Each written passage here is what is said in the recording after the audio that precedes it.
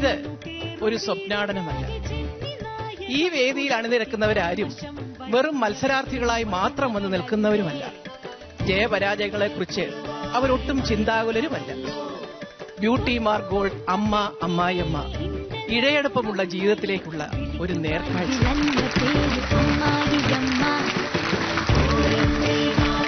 Family reality ഷോയുടെ ഒരു കാലമാണിത്. ഒരു യഥാർത്ഥ ഫാമിലി റിയാലിറ്റി ഷോ വന്നു തുടങ്ങുന്നത് ഇപ്പോഴാണ്, കുടുംബങ്ങളുടെ യഥാർത്ഥ വിഷയവുമായി.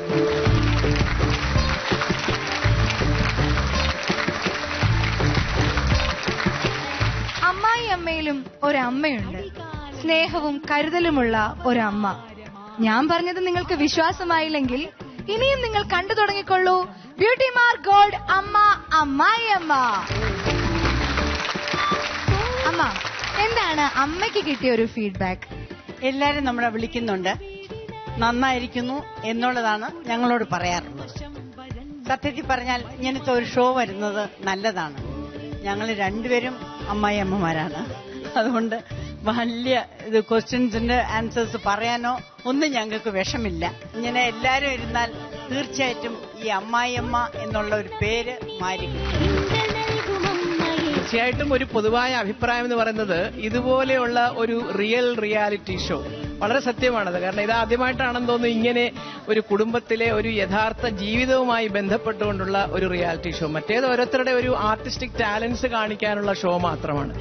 ഏറ്റവും തമാശകരമായ ഒരു പ്രതികരണം വന്നത് എന്റെ സ്വന്തം ചേച്ചിയിൽ നിന്നാണ്. എന്റെ മൂത്ത സഹോദരി ബോംബെയിലാണ്. ചേച്ചി 2-3 എപ്പിസോഡ് കഴിഞ്ഞിട്ട് എന്നെ വിളിച്ചേക്കുന്നത്, ശരിക്കും അമ്മായിയമ്മമാര് തന്നെയാണോ ഓടി അവരുടെ കൂടെ നിൽക്കുന്നത്? ഞാൻ ചോദിച്ചു, പിന്നെ അമ്മായിയമ്മ എന്ന് പറഞ്ഞ ആരെങ്കിലും കൊണ്ടു നിർത്തുവോ? അല്ല, ഇത്രയും സ്നേഹത്തോടുകൂടി ഈ മരുമക്കൾക്ക് വേണ്ടി ഈ വയസ്സായ അമ്മമാരൊക്കെ ഡാൻസ് കളിക്കുകയും സ്കിറ്റിൽ അഭിനയിക്കുകയും ഒരു വലിയ സംഭവം തന്നെയാണ്. ഇത് ഭയങ്കരമായിരിക്കുന്നത്. കാരണം ഇത് കൊള്ളാം. ചേച്ചിയുടെ കൂടെ ജോലി ചെയ്യുന്ന ടീച്ചേഴ്സും മറ്റു പലരും ഉണ്ട്. പോകെ ഞങ്ങളുടെ മരുമക്കൾ ഇനി എന്ത് ചോദിക്കും എന്നുള്ള ഒരു ചെറിയ വ്യാകുലത എനിക്കുണ്ട്. ഇതുവരെ ഒന്നും ചോദിച്ചില്ല, വളരെ സപ്പോർട്ടായിട്ട് നിൽക്കുന്നു. എന്തായാലും എന്റെ മരുമക്കളോട് ഞാൻ ഒരു കാര്യം പറഞ്ഞു, അമ്മായിയമ്മമാരെ കൊണ്ടുവന്ന് ഡാൻസ് ചെയ്യിപ്പിക്കുകയും സ്കിറ്റ് അഭിനയിപ്പിക്കുകയും അപ്പൊ അതിന്റെ പിന്നിലുള്ള ഒരു സ്ട്രെയിൻ കണ്ടില്ലേ? അപ്പൊ നമ്മൾ വിചാരിക്കുന്നതൊന്നുമല്ല, ഈ കലാവാസനയുള്ള കുടുംബങ്ങളും കലാകാരികളും ഒരുപാടുണ്ട് നമ്മുടെ നാട്ടിൽ. വേദികൾ ലഭിക്കാത്തത് കൊണ്ട് മാത്രം അവരുടെ കലാവാസന വീടുകളുടെ ചുവരുകൾക്കുള്ളിൽ ഒതുങ്ങിപ്പോകുന്നു. അമ്മ അമ്മായിയമ്മയുടെ മറ്റൊരു മനോഹരമായ എപ്പിസോഡ് കൂടി ഇവിടെ സമാഗതമായിരിക്കുകയാണ്. ഇവിടെ നമ്മുടെ പ്രിയപ്പെട്ട ഈ 2 അമ്മായിയമ്മമാർക്കൊപ്പം ഈ വേദിയിലേക്ക് വരാണ്ട് സ്ഥിരം ഞാൻ ഇവിടെ തന്നെ ഇരുന്നോളാം, ഇവിടുത്തെ മരുമക്കൾക്കൊക്കെ എന്റെ കുറച്ച് ക്ലാസ് ഒക്കെ ആവശ്യമുണ്ട് എന്ന് പറഞ്ഞ് നമ്മുടെ ജഡ്ജിംഗ് പാനലിൽ ഇരിക്കുന്ന ശ്രീമതി ലതാ ദാസ്. അപ്പൊ നമ്മുടെ ഷോ ആരംഭിക്കുകയാണ്. 2 അമ്മമാർക്കും സീറ്റിലിരിക്കാം. Thank you. ഇന്നത്തെ നമ്മുടെ ബ്യൂട്ടി മാർക്ക് ഗോൾഡ് അമ്മ അമ്മായിയമ്മയുടെ ആദ്യത്തെ സെഗ്മെന്റിനായി ഇതാ വരുന്നു മുർഷിദ ആൻഡ് സാഹ്റ ഫ്രം മലപ്പുറം.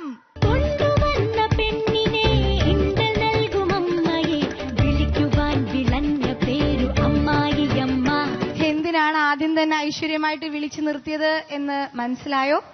മനസ്സിലായി. എന്തിനാണ്? റയ്യടാ, ലോകത്ത് ആദ്യമായിട്ടായിരിക്കും ഞങ്ങളെ റാഗ് ചെയ്തോളൂ എന്ന് പറഞ്ഞിട്ട് ആരെങ്കിലും വന്നിട്ട് മുന്നിൽ നിൽക്കുന്നത് അല്ലേ? അപ്പൊ തുടങ്ങല്ലേ? നിങ്ങൾക്കുള്ളത് തവളച്ചാട്ടം. ആയിട്ടില്ല. കുറെ അതില് കാര്യങ്ങളുണ്ട്. മരുമകള് തവളച്ചാടുക, അമ്മായിയമ്മ ചൂലുകൊണ്ട് ഓടിക്കുക.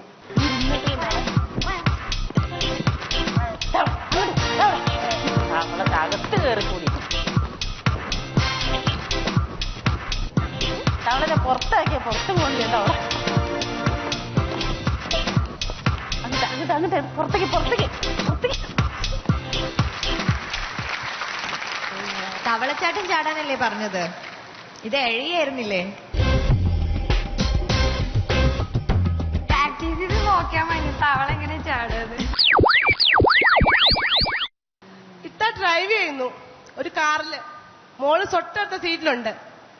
അപ്പൊ പോകുന്ന വഴിക്കേ കുറച്ച് കാര്യങ്ങള് അയലോക്കത്തെ ഇത്താടെ കുറ്റമായിക്കോട്ടെ പറഞ്ഞുകൊണ്ട് അതിലെ കുറച്ച് രസങ്ങളും ഒക്കെ ആയിട്ട് നിങ്ങളങ്ങ് ഡ്രൈവ് ചെയ്ത് പോവുക. മോളുടെ സീറ്റം കുഴിഞ്ഞു പോയി.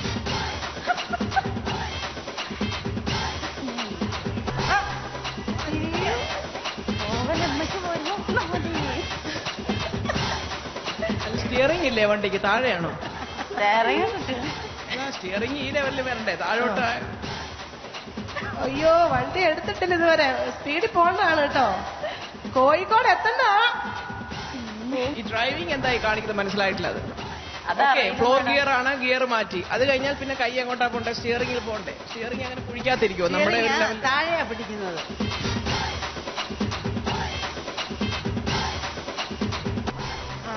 മൂഷ ഡ്രൈവിംഗ് പഠിക്ക.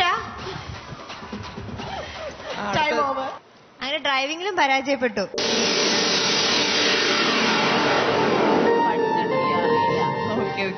ഒരു പാവയെ പോലെ ഡാൻസ് ചെയ്യണം. പിന്നെ പൂരപ്പറമ്പിൽ അറിയാലോ എന്തൊക്കെ സാധനങ്ങൾ വിൽക്കാൻ വെച്ചിട്ടുണ്ടാവും. അപ്പൊ ഒരു കുട്ടിക്ക് വേണ്ട സാധനങ്ങളെല്ലാം വാശി പിടിച്ച് വാങ്ങിക്കും വേണം. ഇത് രണ്ടും ഒപ്പം ചെയ്യണോ? അല്ല, ഫസ്റ്റ് ഡാൻസ് ചെയ്തതിന് ശേഷം പിന്നെ സാധനങ്ങളെല്ലാം ഉമ്മാനെ കൊണ്ട് വാങ്ങിപ്പിക്കണം. വാശി പിടിച്ച് വാങ്ങിപ്പിക്കണം.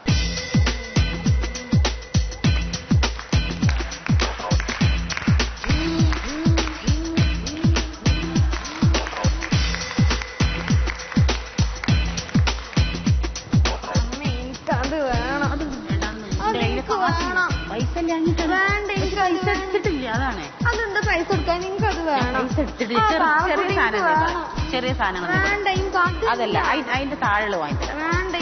അങ്ങനെ പറയാൻ പറ്റൂല ഉണ്ണി. എനിക്കത് വേണം പറഞ്ഞാ പറ്റൂല. എനിക്കത് വേണം വെച്ച് വേണം. എന്നാ മേടിച്ചോ. അതിന് പൈസ കൊണ്ടേ. പിന്നെന്താ? പൈസ ഇല്ല. അതിനത്ര പൈസ ഇല്ല. അതിനെത്ര രൂപ ചോദിച്ചോക്ക്. ഇതിന് എത്ര രൂപ? 50 രൂപ. 50 രൂപ. എനിക്ക് 50 രൂപ എന്റെ പാവക്കുട്ടി തന്നെ വേണം. ഞാൻ നോക്കട്ടെ. ബാഗ് 100 രൂപ ഉള്ളൂ. 50 രൂപ കൊടുത്തിട്ട് വാങ്ങിക്കാൻ വണ്ടിക്ക് കൂലി ഉണ്ടാവില്ല. സന്തോഷായില്ലേ? ബാക്കി വാങ്ങിയില്ലല്ലോ പൈസ കൊടുത്തിട്ട്. വാങ്ങിയറിയോ? അതാ ഉമ്മ ബാക്കി വാങ്ങിയില്ല. ഞാൻ വാങ്ങട്ടെ കേട്ടോ. നിങ്ങൾ രണ്ടുപേരും ലവേഴ്സ് ആണ്. നിങ്ങള് കണ്ടുമുട്ടുന്നു ഒരു സ്ഥലത്ത് വെച്ചിട്ട്, ഇഷ്ടപ്പെടുന്നു, പൂവ് കൊടുക്കുന്നു, പിന്നെ ഒരു പ്രേമഗാനം പാടി അങ്ങോട്ട് അഭിനയിച്ചേ. കാനനച്ചായയിലാടുമേക്കാൻ ഞാനും വരട്ടെയോ നിന്റെ കൂടെ. പാടില്ല പാടില്ല നമ്മെ നമ്മൾ പാടെ മറന്നൊന്നും ചെയ്തു കൂടാ. കാനനച്ചായയിലാടുമേക്കാൻ ഞാനും വരട്ടെയോ നിന്റെ കൂടെ. പാടില്ല പാടില്ല നമ്മെ നമ്മൾ പാടി മറന്നൊന്നും ചെയ്തു കൂടാ. ഇതെന്തോന്ന് ലവേഴ്സ്? ഇങ്ങനെയാണ് മലപ്പുറത്ത് മലപ്പുറത്ത് ഇങ്ങനെ ലവേഴ്സിനെ കണ്ടിട്ടില്ല കേട്ടോ. മോശം മോശം മോശം. ഈ മലപ്പുറത്തുള്ള ലവേഴ്സ് ഇങ്ങനെ പെൺകുട്ടി എന്തെങ്കിലും ചോദിച്ചിരുമ്പോ പുറകോട്ട് ഓടുവോ? അതൊരു ഹായ് മുർഷിദ. ഹായ് ഉമ്മ. അപ്പോ പ്രണയവും ശരിക്ക് ചെയ്യാൻ നിങ്ങൾക്ക് സാധിച്ചിട്ടില്ല. ഇനി അടുത്ത ക്വസ്റ്റ്യൻ. നിങ്ങൾ പുറത്തു പോയിട്ട് വരുന്നു, ഭയങ്കര ടയേർഡായിട്ടാണ് പുറത്തു പോയി വരുന്നത്. അപ്പൊ നിങ്ങൾ വന്ന് ജസ്റ്റ് TV ഓൺ ചെയ്യുന്നു. അപ്പൊ ഒരു കോമഡി ഷോ കാണുകയാണ്. അതിൽ ആ കോമഡി ഷോ നിങ്ങൾ ടയേർഡായിരിക്കുന്ന അവസ്ഥയിൽ നിന്ന് നന്നായി ആസ്വദിച്ച് മാക്സിമം ഹാപ്പിയായി ചിരിച്ച് നിങ്ങളുടെ ആ ലെവൽ ഏറ്റവും ലോ ആയിരുന്ന ലെവലിൽ നിന്ന് വളരെ ഹാപ്പിനെസ് ഉള്ള ലെവലിലേക്ക് എത്തണം.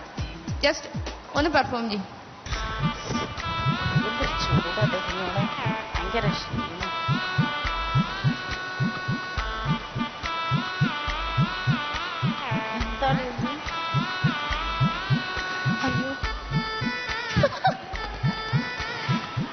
ഇരുന്ന് കാണൂ.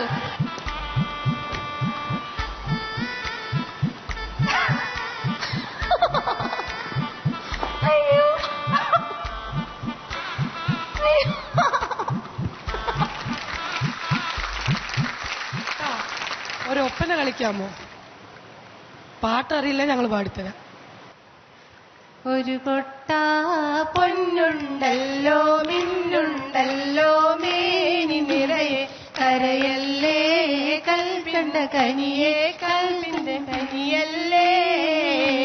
തനനാന തനനനാന തനനനാന തനനന്ന താനനനന തനനന തനനാന. സദ്യ ഇഷ്ടമാണോ രണ്ടാൾക്കും? ഓണസദ്യ. അപ്പോ നിങ്ങൾക്ക് മുൻപിൽ ഒരു ഓണസദ്യ കിട്ടുക.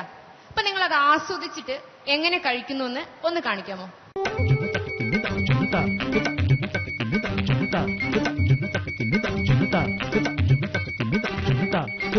ശരി, നല്ല രസമല്ലേ?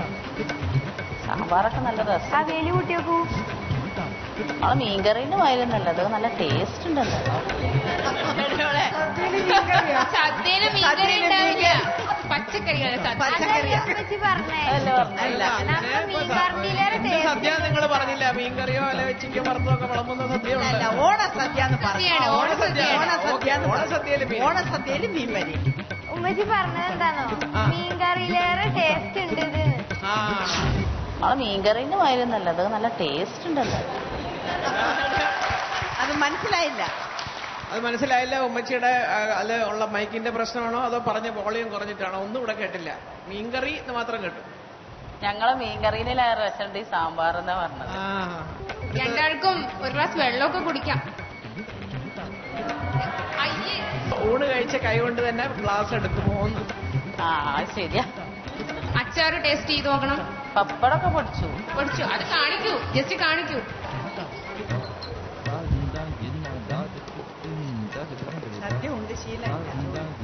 എന്തോ ഒരു സങ്കടം, ഇത്രയും വിഭവസമൃദ്ധമായ സദ്യ മുൻപിൽ കിട്ടിയിട്ട് നല്ലൊരു സന്തോഷത്തോടു കൂടിയൊക്കെ കഴിക്കൂ.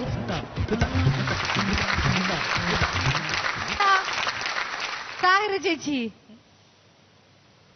ഇവര് റാഗ് ചെയ്യിപ്പിച്ച് കരയിപ്പിച്ചു അല്ലേ? തീർച്ചയായിട്ടും. പക്ഷെ സദ്യ തന്ന് അത് മാറ്റി, ആ ക്ഷീണം മാറ്റി.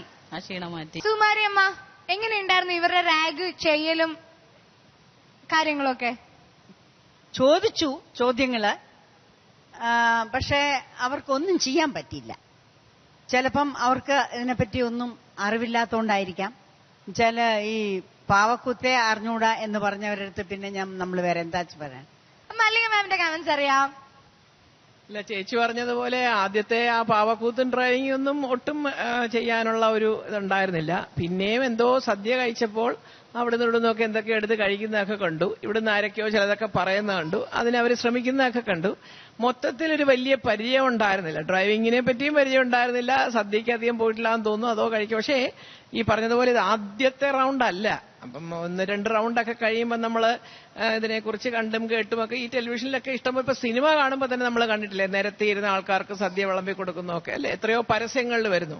അത് മാത്രമല്ല, ഒരു കോമ്പറ്റീഷൻ വന്നിട്ട് എനിക്ക് അതറിഞ്ഞൂടാ ഇതറിഞ്ഞൂടാ എന്ന് പറയുന്നതിൽ അർത്ഥമേ ഇല്ല അല്ലേ?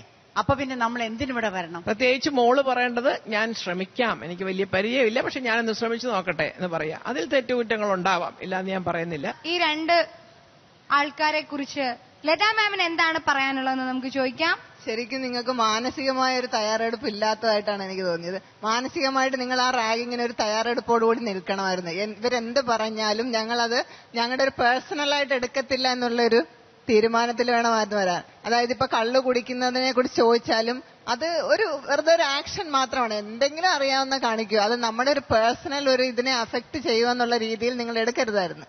അതൊരു കോമ്പറ്റേറ്റീവ് സ്പിരിറ്റിൽ എടുക്കണമായിരുന്നു. അതൊരു മിസ്റ്റേക്ക് ആയിപ്പോയി. അത് ഇനിയും വരുമ്പോഴെങ്കിലും ആ തയ്യാറെടുപ്പോടുകൂടി വരണം.